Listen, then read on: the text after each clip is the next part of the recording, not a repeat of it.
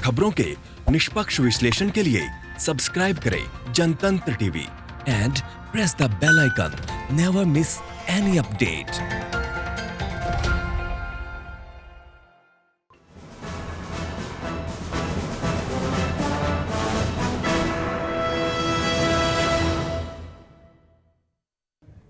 नमस्कार, आप देख रहे हैं आज का मुद्दा। मैं हूं आपके साथ दीपाली। प्रियंका गांधी को केंद्र सरकार ने बंगला खाली करने का नोटिस दिया है। सरकार नियमों का हवाला दे रही है कि अगर आपके पास एसपीजी की सुरक्षा नहीं है तो आप एक विशेष टाइप के बंगले के हकदार नहीं हैं। वहीं कांग्रेसी अब सवाल ये उठा रहे हैं कि अगर प्रियंका के बारे में ये दलील दी जा रही है कि वो सांसद नहीं है तो लालकृष्ण आडवाणी और मुरली मनोहर जोशी भी सरकारी बंगले में रह रहे हैं। अब ये कहा जा रहा है कि आडवाणी और जोशी दोनों के पास जेड प्लस की सुरक्षा नहीं है और उनको बंगला देने के लिए कैबिनेट कमेटी ऑन एकोमोडेशन ने मंजूरी दे रखी है। तर्क ये भी दिया जा रहा है कि दोनों के पास एसपीजी सुरक्षा नहीं है और वो नियम के तहत बंगले के हकदार हैं, जबकि प्रियंका, आडवाणी और मुरली मनोहर जोशी तीनों को जेड प्लस सुरक्षा है। तो अब यहां पर ऐसे में सवाल उठाए जा रहे, तमाम प्रतिक्रिया आ रही है जब से यहां पर बंगला खाली करने को प्रियंका गांधी को कहा गया है।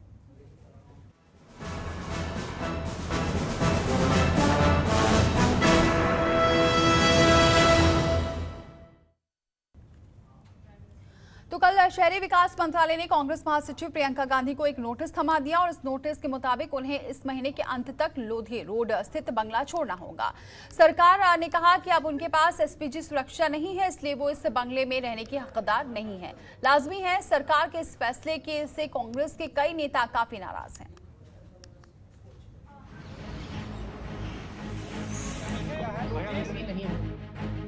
लखनऊ के हजरतगंज में गोखले मार्ग स्थित ये बंगला प्रियंका गांधी का नया एड्रेस होगा। ये घर इंदिरा गांधी की मामी शीला कौल का है। सालों से ये बंगला बंद पड़ा था, लेकिन अब यहाँ हलचल दिखाई देगी। प्रियंका का ये नया राजनीतिक बेस कैंप बनेगा। प्रियंका अपने पिछले 3 लखनऊ दौरों पर इसी घर में रुकी थी। उत्तर प्रदेश उनका अपना पुराना घर है और मुझे लगता है कि वो उत्तर प्रदेश में आज से नहीं, एक जमाने से रहती हैं। तो आज केवल यह कयास लगाना कि वो लखनऊ आकर रहेंगी, मुझे अभी इस विषय पर कहना जल्दीबाजी होगी। दिल्ली के लुटियन जोन स्थित लोधी एस्टेट की सरकारी बंगले को वापस लेने का पत्र केंद्र सरकार ने प्रियंका गांधी को कल भेजा था। केंद्र सरकार का कहना है कि एसपीजी सिक्योरिटी मिलने की वजह से ही उनको ये बंगला अलॉट किया गया था, लेकिन अब एसपीजी सुरक्षा वापस ले ली गई है, लिहाजा उनको ये बंगला 1 महीने के भीतर खाली करना होगा। पूर्व पीएम राजीव गांधी की हत्या के बाद प्रियंका को ये बंगला अलॉट किया गया था। कांग्रेस पार्टी की राष्ट्रीय महासचिव श्रीमती प्रियंका गांधी जी से को नोटिस दिया है कि वो अपना सरकारी बंगला खाली कर दे। इस परिवार ने क्या क्या कुर्बानी दी है सब अच्छी तरह से मालूम है और उन परिस्थितियों को ध्यान में रखते हुए एसपीजी कवर मिला, इन्होंने एसपीजी कवर हटा दिया। अनेक जो भारतीय जनता पार्टी से संबंधित राजनेता वो रहे, मिनिस्टर्स बंगलों में रहे। एक सरकार में आने के बाद मर्यादा होती है। सत्ता का अहंकार इतना जल्दी आके और इस रूप में लेगा, ये कभी किसी ने नहीं सोचा था। सरकार ने ये निर्णय लिया है कि प्रियंका जी, उनका 23 साल तक वो लोधी एस्टेट के घर में रहती थी। स्वाभाविक तौर से 23 साल लंबे अवधि होती है और क्योंकि अब वो एसपीजी कवर में नहीं है। एसपीजी कवर संवैधानिक होता है जिसमें परिवार के सदस्य, उसमें उनको उस कवर के नाते, उस सुरक्षा के नाते उनको घर दिया जाता है, सरकारी घर दिया जाता है। तो मैं समझता हूं कि बड़ा प्रिविलेज था प्रियंका जी का, लेकिन अब वो शायद समाप्त हुआ क्योंकि एसपीजी कवर की परिभाषा सिर्फ प्रधानमंत्री के लिए है। आदरणीय प्रियंका गांधी जी का एसपीजी सुरक्षा छीना गया और अब उनके घरे को खाली कराने का जो कृत्य है, कार्य है, निश्चित रूप से भारतीय जनता पार्टी की मानसिकता को दर्शाने का काम करता है। श्रीमती प्रियंका ट्विटर वाड्रा जी को कोई भवन, सरकार का भवन, अगर एक नागरिक की हैसियत है उनकी और कांग्रेस पार्टी के महासचिव की हैसियत है, अगर इस नाते उनको कोई सरकारी मकान दिया गया है तो निश्चित तौर से वो वापस लिया जाना चाहिए। वो कोई गरीबी रेखा के नीचे जीवन यापन नहीं कर रहे हैं कि उनको प्रधानमंत्री आवास योजना के अंतर्गत कोई आवास दे दिया जाएगा। कांग्रेस खेमे खासकर उत्तर प्रदेश के कार्यकर्ताओं का कहना है लुटियन जोन से निकलकर जब प्रियंका गांधी लखनऊ में ज्यादा समय बिताएंगी तो कांग्रेस को एक तरह से मजबूती भी मिलेगी। ब्यूरो रिपोर्ट, जनतंत्र टीवी। तो बंगले पर सियासत जारी है। कांग्रेस और बीजेपी आमने सामने हैं। कोई कह रहा है कानून के तहत कदम उठाया गया है तो कोई कह रहा है गांधी परिवार से बदला लिया जा रहा है। आज के मुद्दे में हमारा सवाल ये है कि क्या बंगला खाली कराना गैर कानूनी है? सवाल नंबर दूसरा, क्या बदले की भावना से नोटिस थमाया गया है? इसके अलावा एक और सवाल ये भी है कि क्या बंगला खाली कराने से दब जाएगा विपक्ष? चौथा सवाल ये है कि वीआईपी कल्चर से कब निकलेगी कांग्रेस पार्टी? तो चलिए इसी पर हम चर्चा करते हैं। हमारे साथ तमाम मेहमान जुड़ चुके हैं। मुकेश त्यागी जी जुड़ चुके हैं, प्रवक्ता बीजेपी के हैं, बहुत स्वागत है मुकेश जी। दीपक झा जी हमारे साथ जुड़ चुके हैं, नेता कांग्रेस के हैं, बहुत स्वागत है दीपक झा जी आपका। और इसके अलावा आनंद वर्धन जी वरिष्ठ पत्रकार हैं, बहुत स्वागत है आनंद वर्धन जी आपका हमारे साथ जुड़ने के लिए। और अब्दुल हफीज गांधी जी हमारे साथ जुड़ चुके हैं, प्रवक्ता एसपी के हैं, बहुत स्वागत है अब्दुल जी हमारे साथ जुड़ने के लिए। सबसे पहले मुकेश जी, सवाल आप पर यही उठ रहा है कि आप ये बदले की जो कार्रवाई है वो कर रहे हैं, ये जो बंगला खाली कराया गया है ये आपका अहंकार जता रहा है, सत्ता का अहंकार इतना हो गया है कि आपने ये बंगला खाली कराया है।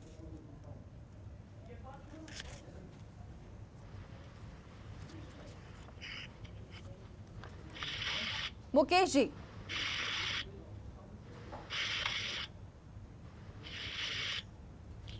तो चलिए मुकेश जी से बातचीत नहीं हो पा रही, दीपक झा का रुख करते। दीपक जी, यहाँ तो ये कहा जा रहा है नियम के तहत बंगला खाली कराया गया है, तो आपत्ति क्या है इतनी?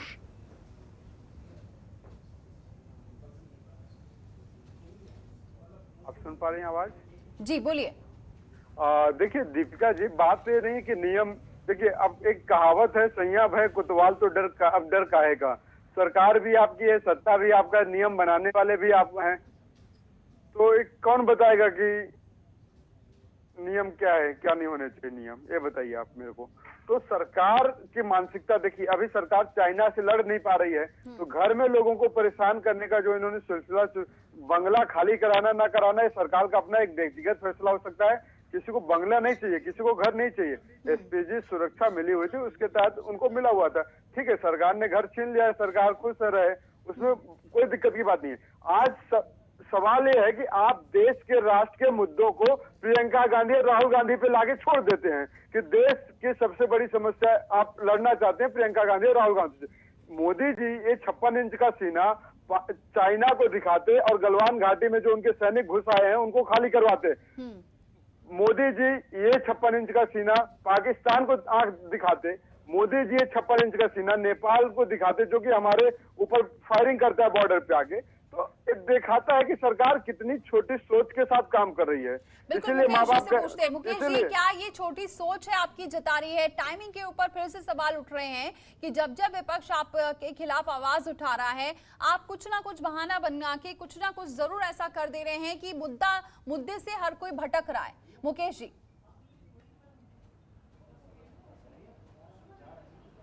देखिए ऐसा है कि ये भटकाने वाली बात नहीं, प्रशासन जो है समांतर रूप से चलता रहता है। ये नहीं कि एक ही कार्यक्रम को लेकर के सरकार जो है उसी कार्यक्रम पर फोकस करती रहे, इसके अलावा उनको बहुत सारी समस्याओं और चुनौतियों का सामना करना पड़ता है। ये कोई डाइवर्शनरी टैक्टिक्स नहीं है, ये एक एडमिनिस्ट्रेटिव प्रोसेस होता है। आप जब कोई कार्यक्रम करते हैं तो उसमें 10 प्रशासनिक चुनौतियों को लेकर के चला जाता है। तो प्रियंका जी के ऊपर कोई ये आज नया विवाद नहीं उठा हुआ है, ये 2019 का मामला है। उन्होंने इसको खाली करने से, विकेट करने से वो किया, तो एक प्रशासनिक कार्यवाही हुई, तो उसके लिए आप मतलब चीन, ढोकलाम और दुनिया भर की तमाम विषयों को लेकर के आप कह रहे हैं कि मोदी सरकार के पास और कोई काम नहीं है डाइवर्शनरी टैक्टिक्स के अलावा।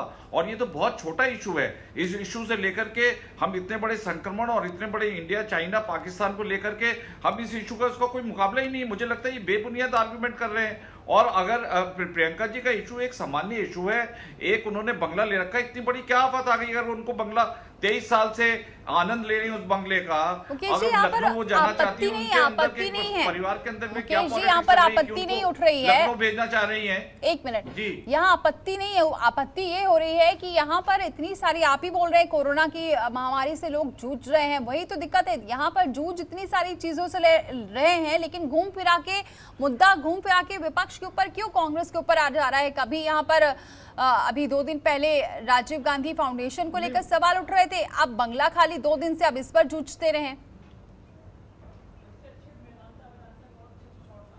नहीं, मैंने आपसे कहा कि ये देखिए, इसको इशू को इससे कोई जोड़ने का मतलब नहीं है। महामारी का एक अलग कार्यक्रम चल रहा है, उसके ऊपर प्रधानमंत्री जी ने अभी अनाउंसमेंट किया हुआ है कितना 80 करोड़ लोगों को अनाज दिया है, और इसके अलावा चाइना की चल रही, तो इसका प्रियंका गांधी से लेकर क्या मतलब है, मुझे समझ में आ रही। तो बहुत छोटा सा मुद्दा है उन मुद्दों के सामने। ये कोई प्रतिशोध की राजनीति नहीं चली। ठीक है, दीपक झा से एक मिनट पूछ लेते हैं, फिर उसके बाद आनंद जी के पास रुक करूंगी। बोलिए दीपक जी।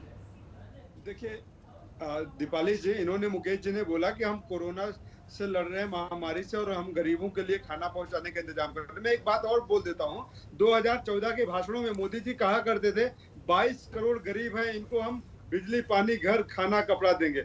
आज मोदी जी कहते हैं 80 करोड़ गरीब हैं, हम इनको 5 किलो राशन देंगे। तो 22 करोड़ से 80 करोड़ पहुंचा दिया गरीबी को। तो अब आप ये बताइए कि ये सरकार लोगों को गरीब करने में लगी है, लोगों के निवाले छीनने में लगी है, लोगों को घर से बेघर करने में लगी है। तो क्या प्रियंका गांधी, क्या राहुल गांधी, क्या दीपक झा, क्या आनंद वर्धन जी, ये तो सबको घर से बेघर करने में लगे हैं। प्रियंका गांधी मुद्दा नहीं है, राहुल गांधी मुद्दा नहीं है, एक मुद्दा है सरकार की कायर मानसिकता का।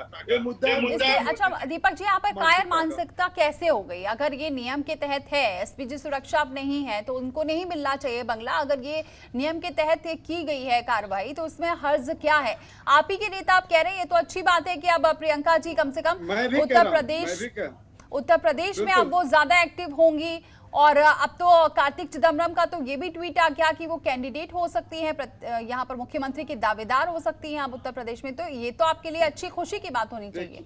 देखिए दीपाली जी, सारी बातें बहुत अच्छी है, सारी बातें खुशी की। आपने जो कहा उस पर भी मुझे बहुत खुशी है। और मैं भी यही कह रहा हूँ, इस बात नहीं कि सरकार मुद्दे घर ले लो, आपने जिसको सरकार ने दिया था, नियमों के तहत दिया था, सरकार ने ले लिया, एसपीजी सुरक्षा ले लिया, तो अब आप घर भी ले लिए। बात ये नहीं होता, बात ये होती है कि टाइमिंग। आप देश इतनी बड़ी बड़ी समस्याओं से निपट रहा है, देश में इतनी बड़ी समस्याएं चल रही हैं, लेकिन हम उस पर सवाल न करें। विपक्ष को प्रियंका गांधी, राहुल गांधी के घुमा दो, मीडिया का ध्यान प्रियंका गांधी पे लगा दो, क्योंकि आप चाइना से सवाल नहीं करेंगे, फिर चाइना के लिए सवाल नहीं करेंगे।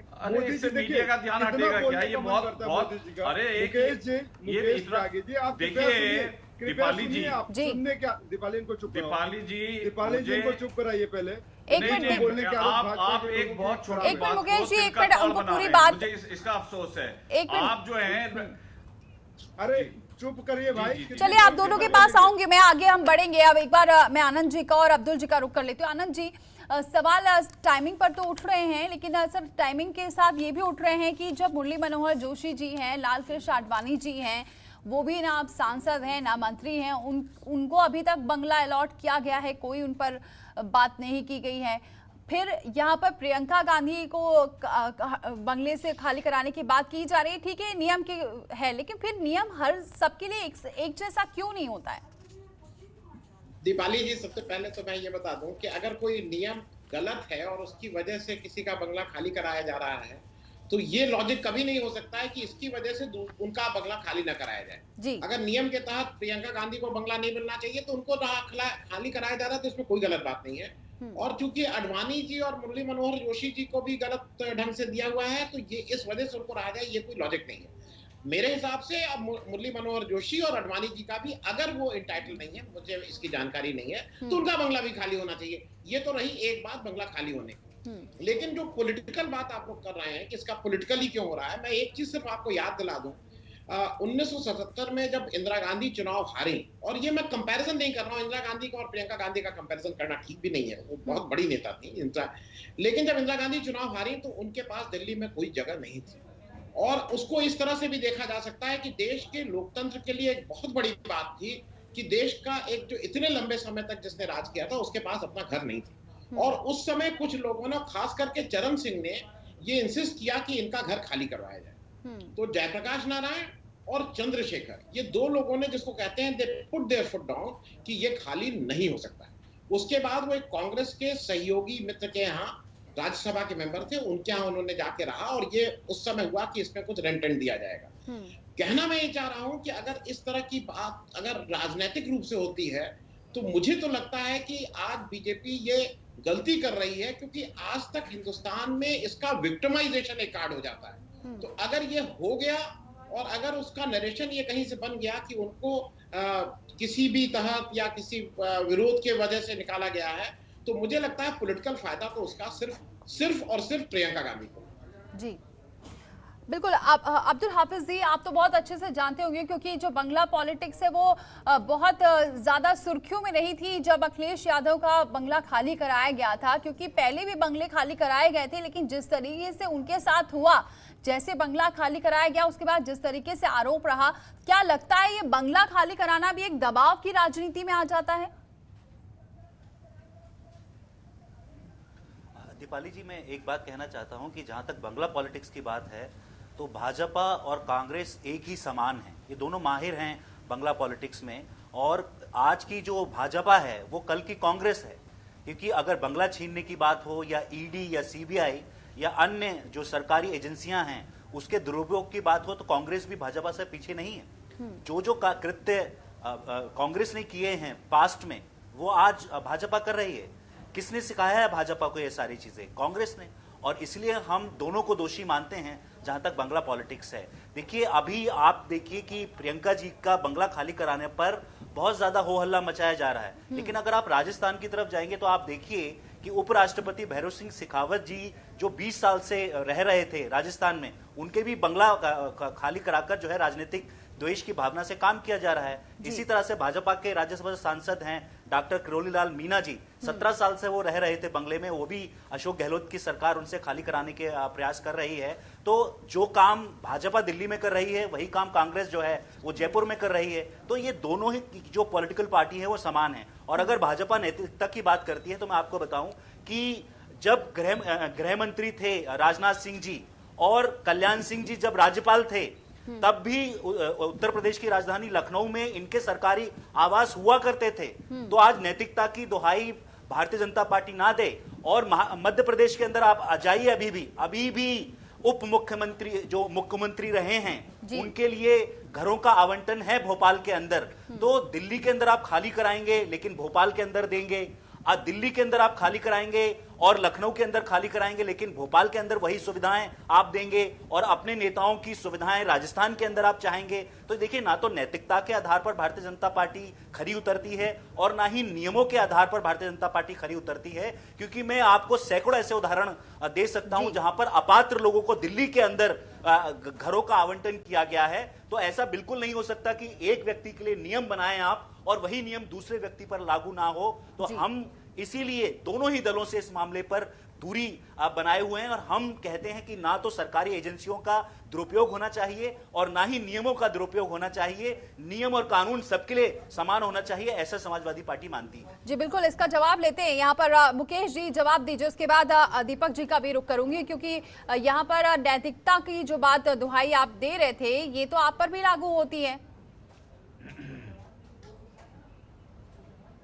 बिल्कुल होती है और होनी भी चाहिए, और हम कानून के बिल्कुल सहयोगी हैं और उसको पूरा सपोर्ट करते हैं। लेकिन इसको जोड़ना कि साहब ये डाइवर्सिटी टैक्टिक है, ये बिल्कुल बेबुनियाद है। अब आप ये देखिए, हमारे अरुण जेटली साहब, स्वर्गीय अरुण जेटली जी, सुषमा स्वराज जी, उनको तो कोई नोटिस नहीं दिया, उन्होंने स्वतः जो है अपने बंगले खाली कर दिए। ये तो भी हाल का ही उदाहरण मैं आपको दे रहा हूं। अब आप ये देखिए, मेरा ये कहना है मुकेश जी, ये एसपीजी सुरक्षा तो पहले ले ली गई थी, इतना वक्त क्यों लगा? पहले ही दे देते नोटिस की, जब एसपीजी सुरक्षा ली गई तभी बोल देते कि अब बंगला भी खाली कर दीजिए। नहीं, अब आप ये देखिए, थोड़ी गरिमा होती है। अब वाजपेयी जी के टाइम में इनका रेंट कम किया गया, 8,888 रुपया किया गया। इन्होंने कहा कि हमारे पास पेमेंट करने की गुंजाइश नहीं है। $2.1 बिलियन जो है रॉबर्ट वाड्रा की वर्थ है, और वो कह रही हैं कि मेरे पास पेमेंट करने की ग्राउंड नहीं है। दूसरा वो कह रही है कि हमें आधा देना चाहिए, क्योंकि आधा ऑक्यूपेशन जो है इस घर में लोधी स्टेट में वो एसपीजी ऑक्यूपाई करती है। आप इनके अनैतिक वो तो देखिए, ये जबकि बुद्धिस्ट में इन्होंने एमए किया हुआ है, बुद्धिस्ट फिलॉसफी में, जो कि ऑस्टेरिटी पे प्राइम पे होता है, इनको बहुत बड़े बड़े बंगले चाहिए। अब शीला कौल जी के बंगले में लखनऊ जा रही है, आप ये देखिए कि 15,000 स्क्वायर यार्ड सोनिया जी ने ऑक्यूपाई किया हुआ 10 जनपद में, 5,000 राहुल गांधी जी ने ऑक्यूपाई किया हुआ है, 2700-2800 के अलावा इन्होंने ऑक्यूपाई किया हुआ 3 परिवार में, जबकि राहुल जी अकेले हैं, सोनिया जी अकेली हैं। इनको इतने बड़े बड़े परिवार चाहिए, जो पुश्तैनी अधिकार का इन्होंने जो साम्राज्य बना रखा है, और उस पर जरा सी थोड़ी सी भी इनको इनकन्वीनियंस हुई तो इन्होंने इतना बड़ा बवाला क्रिएट कर दिया, पता नहीं देश के अंदर कोई आपातकाल आ गया है। आप इनकी नैतिक बल को तो देखिए। और इसका जवाब दीपक जी से लेते हैं। दीपक जी आप बताइए, फिर मैं आपसे ही सवाल लूंगी, पहले आप इनका जवाब दे दीजिए, फिर आप कॉन्ट्रास्ट तो देखिए मोदी। ठीक है दीपक जी। सॉरी दीपाली जी, पहले मैं आपको बता दूं कि मुकेश त्यागी जी बिल्कुल अनाप शनाप और मानसिकता हो चुके हैं, ऐसी बातें कर रहे हैं। सोनिया गांधी जी बातें करते कि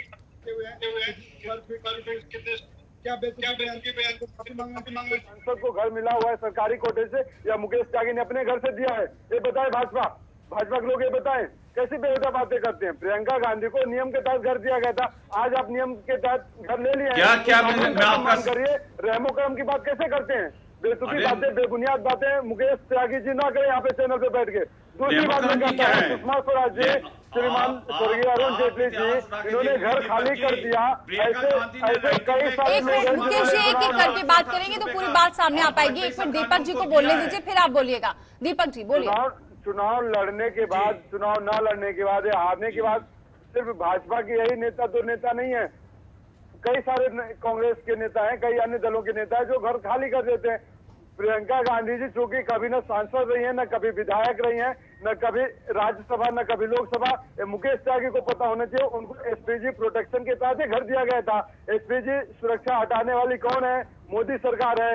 अब आप इनका बंगला ले लीजिए, चाहे जो ले लीजिए, वो तो कोई दिक्कत की बात नहीं है। एक देश की बेटी को, आप एक भूतपूर्व प्रधानमंत्री की बेटी को इस तरह से घर ले लेते हैं, कोई दिक्कत नहीं। अच्छा दीपक जी, मतलब गांधी परिवार से जुड़ा रहेगा तो क्या उनको ये सुविधा मिलती रहेगी?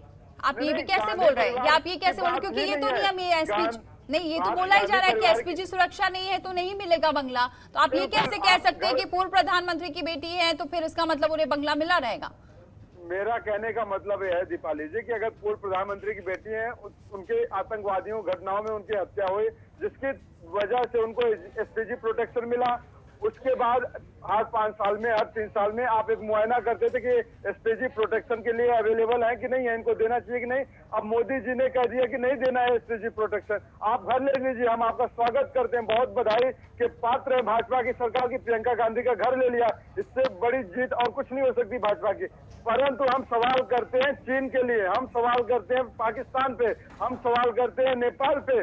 मोदी जी उस पर क्या कहते हैं? मोदी जी इतना मन की बात करते हैं, संडे को मन की बात करते हैं, एक दिन के बाद आके फिर से मन की बात करते हैं। कितना मन की बात करेंगे? एक बार आप चीन का नाम लेते नहीं है, एक बार आप देश की व्यवस्था, अर्थव्यवस्था की बात करते नहीं है। चीन का और बंगले से क्या मतलब है? चीन का और बंगले से क्या मतलब है? अब ये तो यही तो बात हो रही है कि आप इतना ऑब्जेक्शन क्यों उठा रहे हैं? जब नहीं दीपाली जी, हम तो यही कह रहे हैं कि स्वागत योग्य कदम है सरकार का, बहुत सराहनीय कदम किया है भाजपा की सरकार को। हम बधाई देते हैं कि प्रियंका गांधी जी को उन्होंने घर से निकाल दिया, कह दिया, नोटिस दे दिया कि आप इस घर में मत रहिए।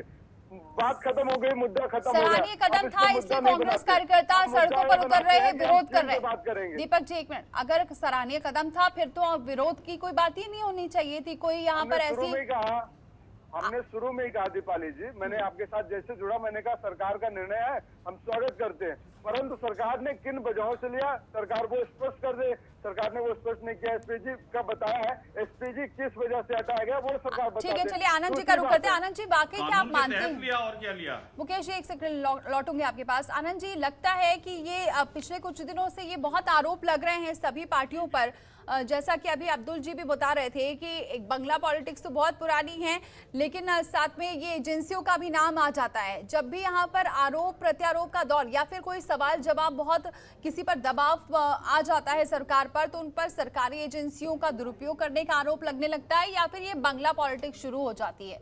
क्या लगता है इसका असर पड़ता है पॉलिटिक्स में या फिर सत्ता में जो बैठी रहती है सरकार उस पर? मैं सरकारी एजेंसी में आने से पहले थोड़ा बंगले का भी याद दिला दूं अब्दुल जी को भी। जैसे ये कहा जा रहा ना कि तुरंत अखिलेश जी ने खाली कर दिया था, मैं आपकी सिर्फ जानकारी और याद दिलाने के लिए कह दूं कि जो बंगले थे ये सुप्रीम कोर्ट के ऑर्डर से लोक प्रहरी नाम की संस्था का एक ऑर्डर हुआ था, जिसमें सुप्रीम कोर्ट ने कहा था खाली करिए। जितना हो सकता था इन लोगों ने उसको लेट किया था और उसमें उस सुप्रीम कोर्ट के ऑर्डर के तहत अखिलेश जी का बंगला खाली हुआ था। उन्होंने स्वतः नहीं बंगला खाली कराया था। उस समय कल्याण सिंह, राजनाथ सिंह, एनडी तिवारी, ये जितने पुराने लोग थे इनके बंगले जबरदस्ती खाली कराए गए थे और सरकार में नहीं कराए थे, न नैतिकता से हुए थे। ये कोर्ट का ऑर्डर था और इसलिए इन लोगों के बंगले खाली कराए गए थे। जहां तक बात ये जैसे अभी कहा जा रहा है ना कि भाई चली जाए और रेंट दे दें, मैं जरा मुकेश जी की जानकारी के लिए भी बता दूं कि वहां कहा गया था कि ये सारे मुख्यमंत्री जो पुराने हैं, अब एनडी तिवारी तो मर गए, उनका कौन पैसा देगा मुझे नहीं मालूम, लेकिन ये जितने पुराने मुख्यमंत्री हैं इनका कोर्ट, सुप्रीम कोर्ट का ऑर्डर है, राजनाथ सिंह जी के ऊपर भी लागू है, कल्याण सिंह जी के ऊपर भी लागू है और अखिलेश यादव जी और मुलायम सिंह जी के ऊपर भी लागू है कि आपको ऑफिशियल रेंटल देना होगा उस पीरियड का जब आप वहां मुख्यमंत्री के बिना आप उस बंगले में रह रहे थे। इन लोगों ने वो पैसा नहीं दिया है, इनके कंटेम्प्ट में ऑलरेडी लोक प्रहरी गया हुआ है सुप्रीम कोर्ट। तो ये जरा अपना मतलब ये लोग भी जान ले कि नैतिकता की बात तब की जाए जब आप खुद नैतिकता की बात करें। आपके दूसरे प्रश्न का जहां तक उत्तर है कि किस तरह से इसको यूज किया जाता है, नहीं यूज किया जाता है, ये तो सबको पता है कि ये यूज किया जाता है। ऐसा कोई तंत्र नहीं है, चाहे वो सीबीआई हो, चाहे ईडी हो, चाहे कुछ हो, जो ना यूज किया जाता हो। अगर आप समय दें तो मैं बहुत जल्दी से आपको एक चीज बता दूं, हमारे उत्तर प्रदेश के 4 मुख्य दल हैं। सबसे पहला दल, मैं एक एक करके इसलिए कर दे रहा हूँ, अखिलेश जी उसके अध्यक्ष। अब्दुल, चाहूंगी मैं आपके पास पूरी बात कर लीजिए आनंद जी को, फिर अब्दुल जी के पास लौटते हैं। आनंद जी आप अपनी बात पूरी करिए, फिर अब्दुल जी के पास लौटेंगे। मैं सिर्फ इसलिए बता दूं कि अखिलेश जी ने एक रिटर्न जो अपना, उनका सरकारी रिटर्न है, एडीआर के उसमें साइट पे है, ये कोई भी निकाल सकता है। उनके पास जो चल संपत्ति है वो 11 करोड़ 56 लाख और जो अचल संपत्ति है वो 26 करोड़ 20 लाख है। तो ये दोनों मिला के करीब करीब जो भी उसका वो होता। मायावती जी के पास जो अचल संपत्ति है वो 15 करोड़ और जो अचल संपत्ति है वो 96 करोड़ है। अब इसके बाद जरा एक मैं इसलिए कह रहा हूं कि ये दो लोग तो अपने अपने पार्टी के अध्यक्ष हैं। दो पार्टी का नाम इसलिए ले लूं क्योंकि बिना उसके बात ठीक नहीं रहेगी।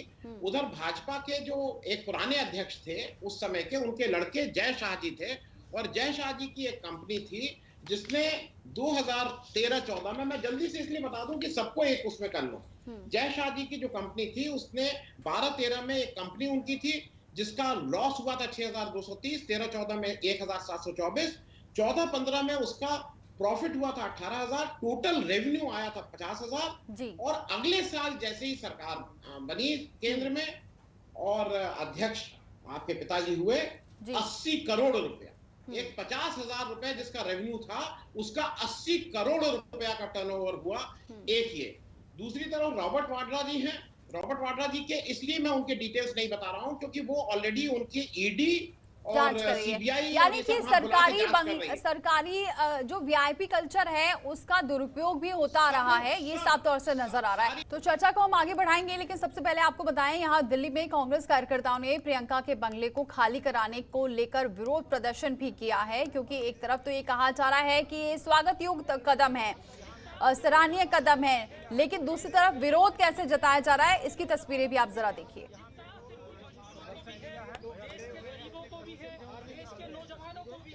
तो इन तस्वीरों को लेकर मैं दीपक झा से बात करूंगी, लेकिन सबसे पहले क्योंकि ब्रेक पर जाने से पहले आनंद जी से बात कर रहे थे और उसका जवाब देना चाह रहे थे अब्दुल हफीज जी, उनका रुख करते हैं। अब्दुल जी, आप जवाब देना चाह रहे थे क्योंकि यहाँ पर वही कहा जा रहा था, नैतिकता की आप बात कर रहे थे, लेकिन आपके कार्यकाल में भी और जब आपसे भी बंगला खाली करने के लिए बोला गया था तब ये सुप्रीम कोर्ट का ऑर्डर था, तब जाके नैतिकता यानी कि किसी भी पार्टी में है नहीं।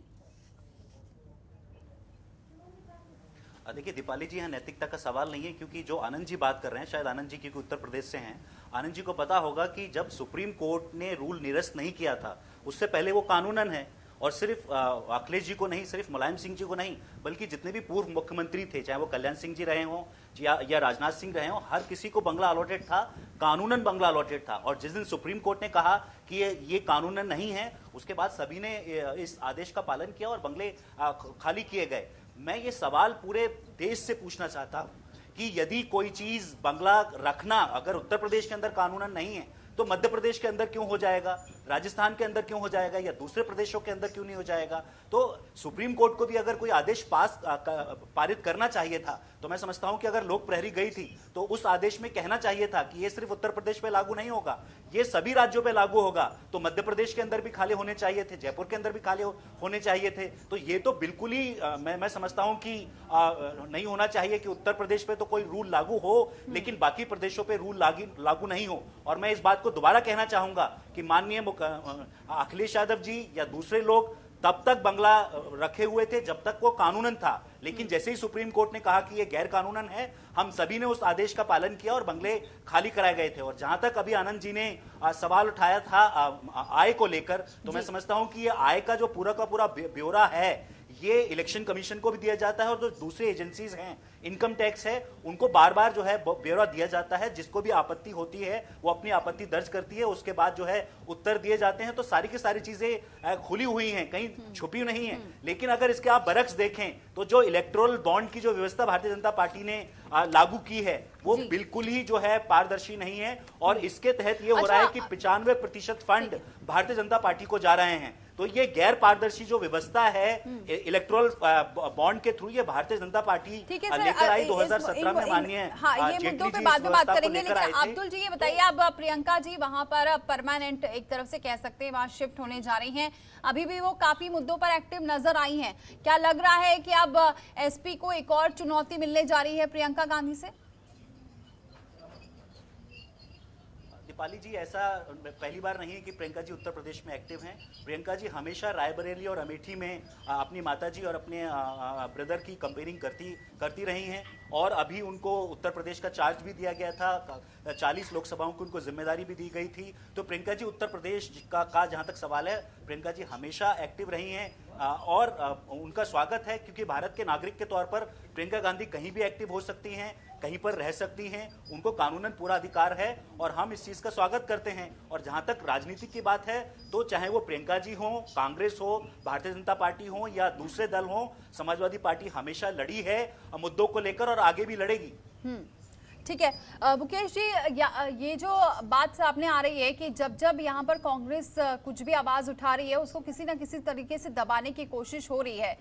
क्या लग रहा है कि आप पीछे भाग रहे हैं सवालों से, इसलिए इस तरीके की बदले की भावना से राजनीति की जा रही है? आप इसे मानते हैं?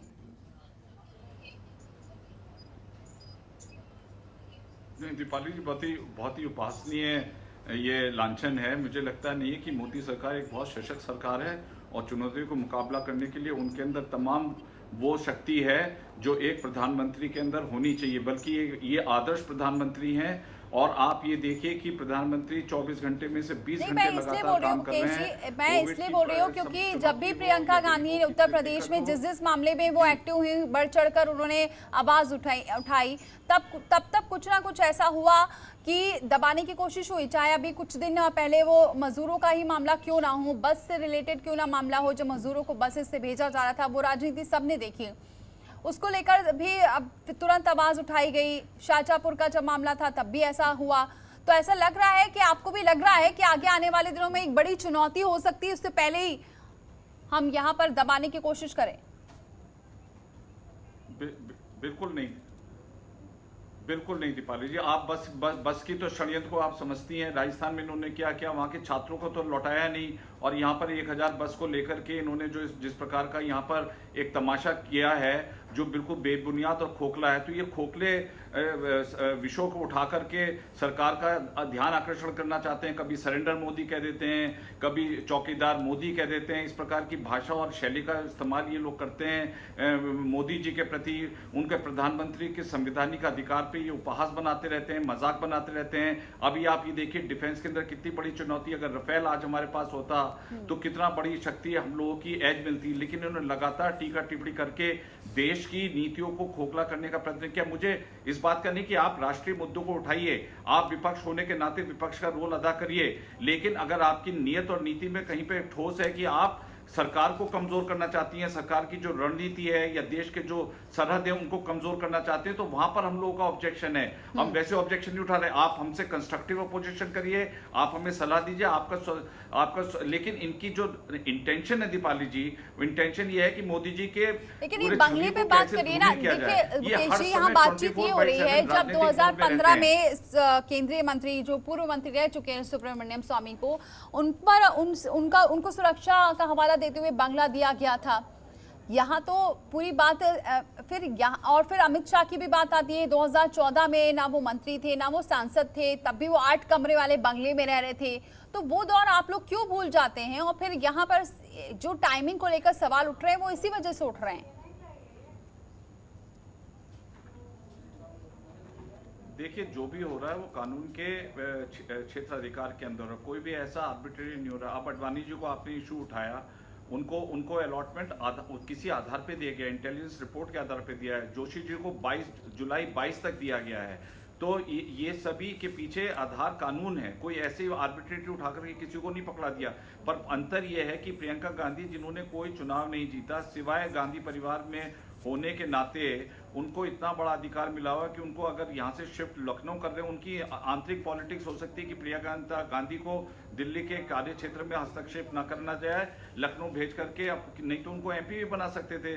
तो ये इनकी आंतरिक में क्या इनकी पॉलिटिक्स चल रही है उसके बारे में मैं ज्यादा टिप्पणी टिप्पणी नहीं करना चाहूंगा, लेकिन इनका आधिपत्य देखिए और औरों का आधिपत्य देखिए। एन.के. अडवाणी 91 ईयर ओल्ड हैं, 1970 में उनको पहली बार राज्यसभा बने, भारत के उप प्रधानमंत्री रहे हैं। उनको कोई cabinet committee on accommodation security perception के आधार पे दिया गया। राहुल गांधी जी जो बाहर ठीक है, चलिए जवाब लेते हैं दीपक झा। फिर इसका मतलब आप अब इस पे कोई ऑब्जेक्शन नहीं उठा सकते कि ये बदले की भावनाएं, क्योंकि यहाँ पर ये भी बात आ रही है कि आपने मध्य प्रदेश में भी ऐसा किया, राजस्थान में भी ऐसा किया, अब आपके साथ भी ऐसा होता आ रहा है, यानी कि ये कुछ नया है ही नहीं। तो इसको आप कैसे बोल रहे हैं कि आप इससे बदले की भावना से ये कार्रवाई की जा रही है?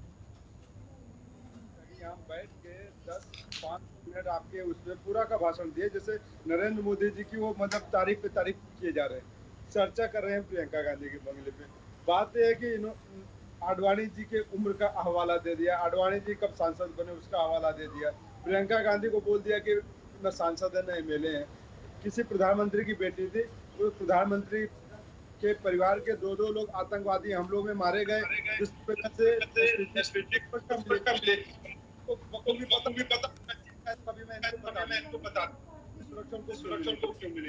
करते हैं कि भाजपा को सूट क्या करता है। जो भाजपा को सूट करता है भाजपा उसके साथ हो लेती है, जो भाजपा की पर्सनालिटी को सूट नहीं करता वो उसको दरकिनार करने की कोशिश करती है। भाजपा देखिए, मैं उत्तर प्रदेश में एक एग्जाम्पल देना चाहता हूँ, शिवपाल यादव का उदाहरण दूंगा। वो एक विधायक हैं आज की डेट पे, उनको आप जेड+ सुरक्षा देते हो, कितना बड़ा बंगला देते हैं। जरा मुकेश त्यागी जी आप मुख्यमंत्री के वहां पता करके लीजिएगा कि कितना बड़ा बंगला दिया गया है, किस हैसियत से उनको बंगला दिया गया था, क्योंकि उन्होंने आपको कहीं ना कहीं लोकसभा में मदद पहुंचाई थी, आपने पार्टी तोड़ने की कोशिश की। तो मैं उस मुद्दों पे चर्चा नहीं करूंगा बिल्कुल भी, लेकिन आपकी घटिया राजनीति पूरे देश में एक नई दशा और दिशा ले आ रही है, लोगों के अंदर भेदभाव पैदा कर रही है। आज समाज, आज परिवार 2 विचारधारा में बटा हुआ है, ये भाजपा ये कांग्रेस। पहले राजनीति इतनी घटिया नहीं थी, आज राजनीति और राजनेता इतने स्तर पे गिर गए हैं, वो इसीलिए क्योंकि उसके रीजन है, उसका जो मुख्य कारण है वो श्रीमान नरेंद्र मोदी जी हैं। और नरेंद्र मोदी जी भारत के एकमात्र इकलौते ऐसे प्रधानमंत्री हैं जिनको सिर्फ और सिर्फ सत्ता चाहिए, एन केन प्रकार है ना, जिसके लिए साम दाम दंड भेद कुछ भी अपनाना पड़े, न कोई सही है न कोई गलत है। अगर नरेंद्र मोदी जी करेंगे तो सही हो जाएंगे, विपक्षी दल करेंगे तो गलत हो जाएंगे। यही विपक्ष आज से पहले 2014 में, 2012 में, 2013 में सवाल करता था। माननीय डॉक्टर मनमोहन सिंह उस समय विपक्ष प्रधानमंत्री थे, उस समय विपक्ष सड़कों पे होता था, सवाल करता था, विपक्ष का स्वागत करते थे, उसका जवाब देते थे, प्रेस कॉन्फ्रेंस करते थे। आज जो विपक्ष है, उस समय सत्ता में था, आज विपक्ष अगर सवाल करता है तो आप कहते हैं आप तो देशद्रोही हो, आप हमारे साथ नहीं खड़े हो। अरे आप जैसे अधर्मी सरकार, कायर सरकार के साथ कैसे खड़े हो सकते हैं? ये सरकार तो आप 56 इंच का सीना दिखाते थे, आप पाकिस्तान के लिए कुछ कर नहीं सकते। इशू है जी, तो आप जैसे जो कायर मानसिकता है, सिर्फ बोलने में आप महारत हासिल है, बोलने से कुछ होता नहीं है। ठीक है, चलिए ये आज की राजनीति किस दौर पर जा रही है, इसका जवाब आनंद जी से लेते हैं। आनंद जी, क्या लग रहा है कि राजनीति का स्तर अब यहाँ तक आ गया है कि अगर कोई सवाल जवाब कर रहा है तो उस पर ऐसी कार्रवाई की जा रही है? क्या लग रहा है पहले की राजनीति और अब की राजनीति में इतना अंतर हो गया है? मैं दीपाली जी एक चीज आपको फिर से याद दिला दूं, हम सब लोगों को एक दौर याद है डॉक्टर राम मनोहर लोहिया का, और उनसे ज्यादा तीखा प्रश्न कोई नेहरू का क्रिटिक कोई रहा नहीं है इस देश में। आप पूरी परंपरा उठा के देखो। लेकिन जब नेहरू, उसके बाद जब नेहरू की मृत्यु हो गई और डॉक्टर लोहिया अस्पताल में थे और उन्होंने इंदिरा गांधी के लिए शब्द इस्तेमाल किया था गूंगी गुड़िया, लोकसभा में बहुत ही आक्रामक थे। लेकिन व्यक्तिगत रिश्ते ये थे कि जब वो विलिंगडन किशन अस्पताल में एडमिट थे तो लोगों ने कहा कि भाई अब आपको शायद घर ले जाना पड़े, उनके पास कोई अपना घर नहीं था। तो लोहिया जी ने कहा कि मुझे सबसे सुरक्षित और सबसे अच्छी मेरी व्यवस्था इंदिरा गांधी का। मैं कहना ही चाह रहा हूं कि उस समय ये रिश्ते हुआ करते। आज इस रिश्तों को, क्योंकि पिछले कुछ दिनों से, अब जैसे मैं, हालांकि ये मेरा काम नहीं है, ये कांग्रेस और भाजपा के आपस के बीच का है, लेकिन पहली चीज मैं जानकारी के लिए दुरुस्त कर दूं अपने बीजेपी के साथी की, कि प्रियंका जी ने मेरी जानकारी के हिसाब से कोई चुनाव नहीं लड़ा है। जैसे उन्होंने कहा ना कि अभी तक उन्होंने कोई चुनाव जीता नहीं है, मेरी जानकारी जो आज तक की है, जितना मैं जानता हूं, उसके हिसाब से प्रियंका जी ने कोई चुनाव नहीं लड़ा है, पहला। दूसरा ये कहना कि अडवाणी जी बहुत बड़े हैं और ये हैं, अगर बहुत सीधा सा प्रश्न है कि अडवाणी जी वरिष्ठतम, इसमें कहीं कोई दो राय नहीं है, देश के लिए बड़ा काम किए हैं, वरिष्ठतम नेता है, स्टेट्समैन के रूप में। आज देश में 3 बड़े लोग हैं जिनका नाम मैं लूंगा, मुलायम सिंह जी, अडवाणी जी और शरद पवार। अगर मुझे ऐसा लगता है कि अगर आज राष्ट्रपति अडवाणी जी को बनाया गया होता तो सारे लोगों को लगता कि एक आपने बड़े आदमी को बनाया है, आपकी नैतिकता भी है, चीजें वो नहीं है, आपने उनको इसलिए नहीं बनने दिया क्योंकि सबको पता है मेरा काम नहीं है, ये आप लोग तय करिएगा। जहां तक बात आप ये कह रहे हैं कि सपा से आपने एक प्रश्न पूछा कि अगर यहाँ कांग्रेस आ जाएगी, प्रियंका गांधी आ जाएंगी तो आपको दिक्कत होगी, आपका स्पेस होगा। अगर महाराष्ट्र में शिवसेना, कांग्रेस और शरद पवार की पार्टी एनसीपी अगर एक साथ आते हैं और आज उनको ये लगता है कि आज का जो दौर है, एक तरह से मैं अगर एक शब्द यूज कर रहा हूं, उनके सर्वाइवल की बात है, तो मुझे नहीं लगता है कि आज की तारीख में अगर सपा और कांग्रेस या कोई और जो भी पार्टी है, उनको अगर किसी दिन ऐसा लगेगा कि मेरे सर्वाइवल की बात है, पहले भी सपा और कांग्रेस मिलकर चुनाव लड़ चुकी हैं, तो ये एक गलत नरेशन है कि उनके आने से किसी का कोई इस पे।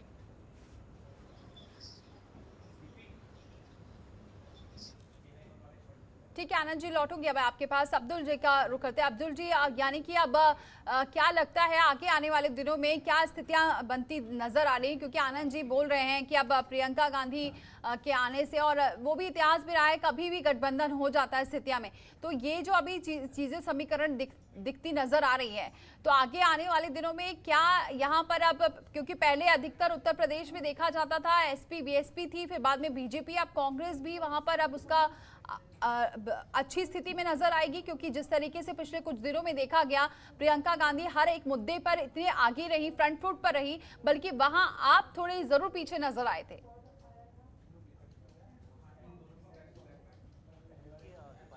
कह दूं कि समाजवादी पार्टी कभी भी पीछे नहीं रही है, क्योंकि कोविड का पीरियड था और हमारे कार्यकर्ता लोगों को वक्तन फवक्तन जो है समय समय पर मदद भी पहुंचाते रहे। माननीय अखिलेश जी ने समय समय पर आदेश भी दिए और समाजवादी पार्टी सक्रिय नजर आई, क्योंकि इस तरह के रूल थे कि आपको एक फिजिकल डिस्टेंसिंग मेंटेन करनी है, बहुत सारे इस तरह के रूल्स आए थे, बाहर नहीं निकलने देना था। उसके बावजूद भी सड़कों पे जाके जब प्रवासी मजदूर उत्तर प्रदेश में आ रहे थे, तब भी हमने जो है आगरा लखनऊ एक्सप्रेसवे पे हमारे कार्यकर्ताओं ने पूरा सहयोग दिया और जितना कर सकते थे उतना करने की कोशिश की। जहां तक आगे की राजनीति का सवाल है, तो मैं यहाँ पर साफ तौर पे ये कह देना चाहता हूँ कि समाजवादी पार्टी आने वाले चुनाव अकेले दम पर लड़ेगी और हम पूरी तरह से सशक्त हैं। हम संगठन की तैयारी कर रहे हैं, संगठन के लेवल पर काम कर रहे हैं, जिला अध्यक्षों की और बूथ लेवल पर हमारा काम चल रहा है। देखिए, मैंने पहले भी कहा कि प्रियंका जी का स्वागत है और ऐसा पहली बार नहीं है कि प्रियंका जी उत्तर प्रदेश के अंदर सक्रिय हो रही हैं। प्रियंका जी हमेशा रायबरेली और अमेठी के अंदर सक्रिय रही हैं। अभी 40 लोकसभाओं पे हमने उनकी सक्रियता देखी और उसके हमने रिजल्ट्स भी देखे। तो ऐसा नहीं है कि कोई बड़ा व्यक्ति अचानक आता है और जो है कुछ बहुत बड़े परिवर्तन सामने देखने को मिलते हैं। उनको पूरा हक है उत्तर प्रदेश में राजनीति करने का और यही हक हमको भी है उत्तर प्रदेश में राजनीति करने का। और मैंने समाजवादी पार्टी की राजनीति की जो स्थिति है वो मैंने स्पष्ट की कि आने वाले चुनाव समाजवादी पार्टी अपने दम पर अकेले लड़ेगी। जी, यहाँ पर दीपक झा, अगर ये जो आप बोल रहे थे कि यहाँ पर अभी तो चलिए बदले की राजनीति और बंगला खाली कराने की बात हो रही है और अब वो उत्तर प्रदेश में और एक्टिव नजर आएंगी, तो ये चीज आपको ये एग्जाम्पल तो पहले ही दे देना चाहिए था, क्योंकि नियम तो आपको भी बहुत अच्छे से पता है। और प्रियंका गांधी जिस तरीके से एक्टिव नजर आ रही हैं, तो वो ये अगर पहले से कर लेते तो आज आप पर ये आरोप ही नहीं लगते कि आप वीआईपी कल्चर से निकलना ही नहीं चाहते हैं। और गांधी जो एंटाइटल लगा हुआ है बार बार, ये आरोप आप पर लगते ही नहीं। आरोप कौन लगा रहा है, हमें ये भी देखना पड़ेगा। जिनका कोई अपना वजूद है, क्या अपना ऐसा कोई आरोप जो लगा रहे हैं, ये सत्ता में बैठे हुए शीर्षस्थ पदों पे बैठे हुए लोग लगा रहे हैं। तो इससे ये जाहिर होता है कि देश की बीमारी, देश में भुखमरी, देश में गरीबी से नहीं लड़ रहे हैं, देश के एक परिवार से लड़के उस परिवार को नेस्तनाबूद करने की कोशिश किया जा रहा है। बात ये नहीं कि अब प्रियंका गांधी को दिल्ली में रहना चाहिए कि लखनऊ में रहना चाहिए। बात प्रियंका गांधी पे नहीं है कि वो लखनऊ में ज्यादा वक्त देंगे, ये प्रियंका गांधी का व्यक्तिगत निर्णय होगा, कांग्रेस पार्टी का निर्णय है। बात यह है कि भाजपा किस तरीके से अपने हाफिज गांधी जी ने कहा कि हम स्वागत करते हैं प्रियंका गांधी जी, हम पक्ष विपक्ष हमेशा एक दूसरे का स्वागत किए हैं। आनंद वर्धन जी ने कई उदाहरण दिए यहाँ पे कि पहले अतीत में क्या होता आया है। तो आज देखिए, आज जो कटुता घुल गई है राजनीति में, आज वातावरण इतना खराब हो गया है राजनीति का, वो क्यों हो गया है? क्योंकि भाजपा को सत्ता चाहिए और सत्ता के लिए देखिए मध्य प्रदेश में इन्होंने क्या किया, किस तरीके से इन्होंने तोड़फोड़ किया, कोरोना वहां पे फैल गया किस तरीके से, ये सब जानते हैं, मैं उसमें अब कुछ कहने की जरूरत नहीं है।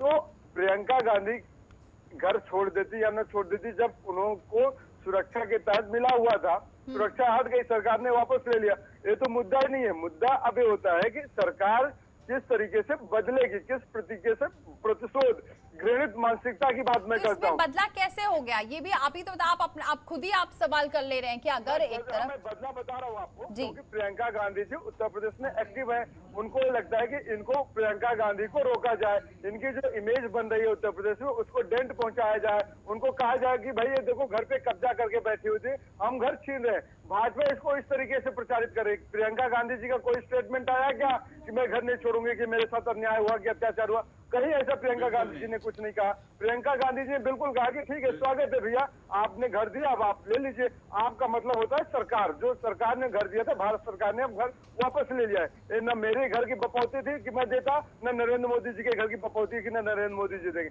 भारत सरकार ने दिया था, भारत सरकार ने वापस ले लिया। मैं इसको ऐसे देखता हूँ। तो प्रियंका गांधी जी का यहाँ कोई बयान नहीं था, प्रियंका गांधी ने इसको स्वागत कर दिया।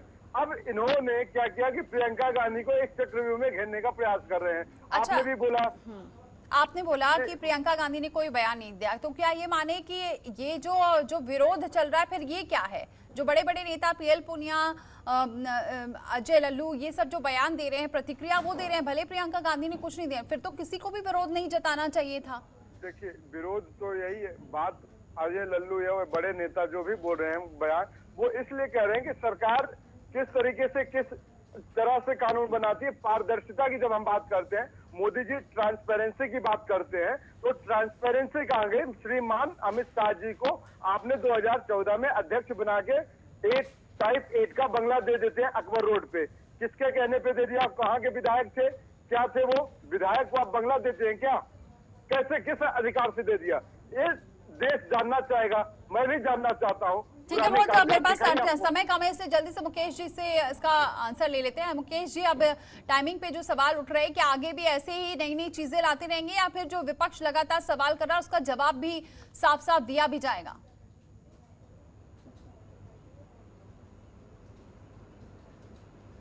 देखिए, ऐसा है कि ये तिल का ताड़ बना रहे हैं। ये प्रशासनिक एक कार्यवाही हुई है जो कि कानून के आधार पर हुई है। उनसे एसपीजी हटाई गई है, उनको Z+ सिक्योरिटी दी गई है। ये एक प्रकार से Z+ सिक्योरिटी का उपहास भी बना रहे हैं। आपने पहले भी देखा होगा कंट्रोवर्सी। इनके ये तरीके रहे, जब 3 मूर्ति जवाहरलाल नेहरू के तो उसको म्यूजियम में कन्वर्ट कर दिया गया। 10 जनपद जो राजीव जी ने ऑक्यूपाई किया था वो सोनिया जी ने लिया। 15,000 स्क्वायर मीटर के घर में वो रह रही हैं। इसके अलावा प्रियंका गांधी का जो ये मकान है जो गोखले रोड पर शीला कौल जी का घर है, उस पर कम से कम बहुत पहले से उसमें रेनोवेशन चल रहा था। ये इनकी बिल्कुल बनी बनाई राजनीति है कि इनको लखनऊ भेजना है। उत्तर प्रदेश की राजनीति का कमांड को संभालनी है, वहाँ के वो ऑफिस बेरर भी है और जाए, कानपुर जाए, बनारस जाए, आपको तकलीफ क्या है? अरे मेरे भाई, आपको क्या तकलीफ है? ठीक, एक मिनट दीपक जी, एक सेकंड, मुकेश जी को पूरी बात करना। अब आप मुझे 15,000 स्क्वायर फीट का घर है, वो सरकार का घर है। सोनिया गांधी ने कब्जा नहीं किया है। और ये काइंड इन्फॉर्मेशन मुकेश त्यागी जी बोलने नहीं दूंगा। अगर नहीं बोलने तो कोई बात नहीं, लेकिन आप इस तरीके से बुनियाद बातें मत करिए यहाँ पे बैठ के। अरे गांधी परिवार ने जिस तरह से देश को लूटा है, गांधी परिवार ने रॉबर्ट वाड्रा क्या लूटा है, जरा बताइए। आपने देश को बर्बाद कर दिया है। देश को $1 बिलियन की संपत्ति है। 80 करोड़ आपका अकाउंट देख लीजिए। बेरोजगार आज कर घर दिया। को लेकर 80 करोड़ लोगों का यूनियन दिल्ली में इस परिवार ने, अकेले परिवार ने 15,000 स्क्वायर मीटर, 5,000 स्क्वायर मीटर। चलिए ठीक है, अब इस पर लगता है सीधा सीधा जवाब नहीं मिलेगा। ठीक है, एक सेकंड रुकिए मुकेश जी, क्योंकि यहाँ पर सीधा जवाब नहीं मिला। लेकिन अब ये है कि आगे आने वाला वक्त जो है, क्या इस पर आगे भी कोई और मुद्दा उठाया जाएगा या फिर ये यहीं पर समाप्त हो जाएगा, ये देखने वाली बात होगी। और प्रियंका गांधी लखनऊ जाकर क्या यहाँ पर और एक्टिव नजर आती हैं, किस तरह से राजनीति में अब और रंग बदलती है, देखेंगे। लेकिन बहुत बहुत शुक्रिया आप सभी मेहमानों का हमारे साथ इस चर्चा में शामिल होने के लिए। अब यहाँ पर बार बार कांग्रेस का यही कहना है कि दबाव की राजनीति की जा रही है, लेकिन दूसरी तरफ बीजेपी ये कह रही है कि नियम के तहत कार्रवाई की गई है। लेकिन ये जो बंगले वाली जो कार्रवाई की गई है, क्या इसका असर उत्तर प्रदेश में होगा या नहीं, ये समय बताएगा। फिलहाल इतना ही, लेकिन खबरों का सिलसिला जारी है।